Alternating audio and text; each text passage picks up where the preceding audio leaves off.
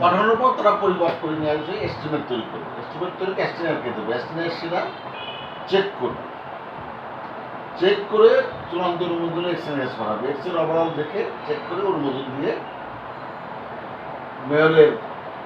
Mayor তো technical approval দিতে পারে, সে ওভারঅল অ্যাপ্রুভাল দেবে। অ্যাপ্রুভাল দিয়ে পরবর্তী সময় অর্থটা অনুমোদন করা যাবে যে এইটা করতে আমাদের 20 লক্ষ টাকা লাগবে। দিস ইজ দ্য ফাংশন এসে মানে সিনিয়র অ্যান্ড এক্সেল। এটা সরাসরি এক্সিকিউটিভ সাহায্য কাজের ভলিউম বুঝে এক্সেল নিজে দিতে পারে, আবার টেকনিক্যালের উপর ছোটো কাজ হলেও যাওয়া লাগতে পারে, যে ওইভাবে করে সে ওইভাবে প্রস্তুত করে একটু প্রস্তুত ওইভাবে হলো কিনা সেটা আবার পরীক্ষা নিরীক্ষা করে। এখন এই গেল। এখন আমার কথা হচ্ছে, আমি মতামত দেওয়ার পর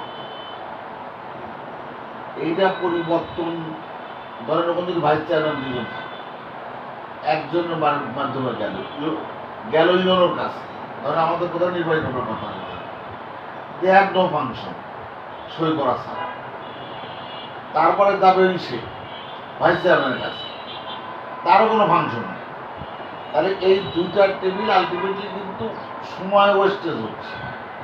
পরিষদে তো অনুমোদন হচ্ছে, সবাই তো জানতেছে, যেহেতু অফিসের পার্ট হচ্ছে নির্বাহী কর্মকর্তা, প্রধান নির্বাহী কর্মকর্তা বা উপজেলা নির্বাহী কর্মকর্তা, এই জন্য তার হয়ে যায়, তার কোনো সেখানে কথা বলার সুযোগ নেই। কারণ তো পরিষদে অনুমোদন হবে, এবার চেয়ারম্যানের সুযোগ নেই আলটিমেটলি। না, আপনি যেটা বললেন আমি এখানে বলি যে বলা যায় না। ধরেন একটা উপজেলার মধ্যে 10টা ইউনিয়ন আছে, 10টা পরিষদ আছে, ইউনিয়ন পরিষদ।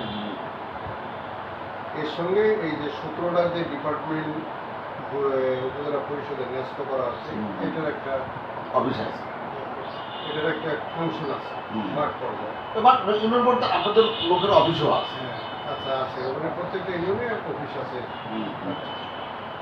এখন উপজেলা চেয়ারম্যান একটা চিন্তা করলো যে এই 10টা ইউনিয়নের মধ্যে 3টে ইউনিয়নে আমার খুব জরুরি এই মুহূর্তে মানে প্রজেক্টটা সাবমিট করবে চেয়ারম্যান, তাই না?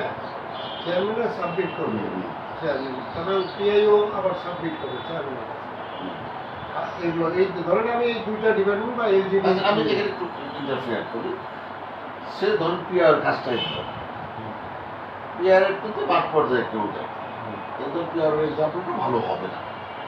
আচ্ছা ওটা বাদ দেন, আপনি এলজিডিটা ধরেন, ইউনিয়ন পরিষদেও তো 9টা আছে।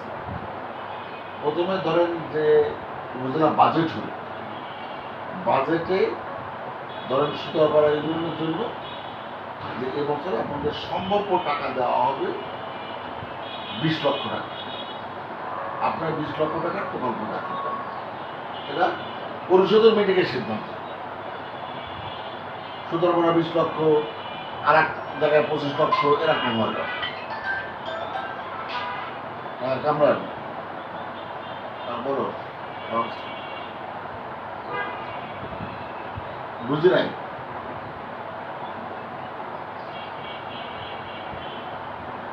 ডিসপ্লে গুলো দুই দোকানে, ওই যেটা সোজাসুজি দোকানটা ওখানে দুটাটা পড়ায়, আর এদিকের এখানে দুটো নামা,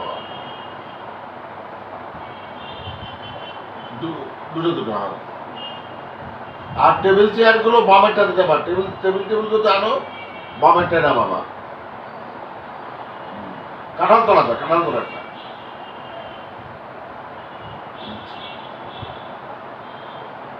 ধরুন পরিষদে মিটিং করে 20 লাখ টাকা পাইল, চেয়ারম্যান মেম্বারদের নিয়ে বসলো, এবং ওখানে অবশ্যই ওখানেও উপসহকারী প্রকৌশলী থাকবে। ইউনিয়ন পরিষদ এখন তো দায়িত্ব আছে না, সব ডিপার্টমেন্টের লোক থেকে, আমি তাহলে একটা এক্সাম্পল দিলাম, ও থাকবে।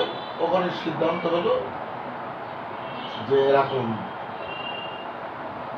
2 নম্বর ওয়ার্ডে, 3 নম্বর ওয়ার্ডে আমরা 1, 2, 3 বা 1, 4, 5 এবার এই টাকাতে কাজ করবো, বড় টাকা লগ্ন, এই 3টা রাস্তা তারা নির্ধারণ করলে পারে এই রাস্তাটা সিম্পল মাপযোগ করে এস্টিমেট ছাড়াই পাঠালো সে বা সম্ভাব্য এস্টিমেট দিয়ে দিল, পরিশোধে পাঠান। পাঠালো এই পরিষদে।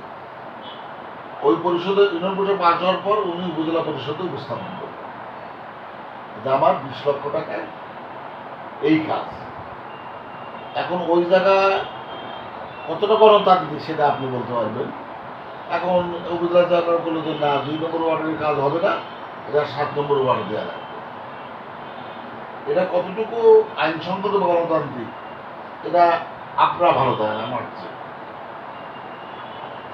ওই ডিবেটটা হয়ে চূড়ান্ত হলো, ধরেন ইউনিয়ন পরিষদ প্রস্তাবই চূড়ান্ত হলে পারে তাহলে এটা চলে যাবে। এখন হাত দিছেন, হাত দেওয়া লাগবো। হ্যাঁ, দেওয়া লাগবে। আইন।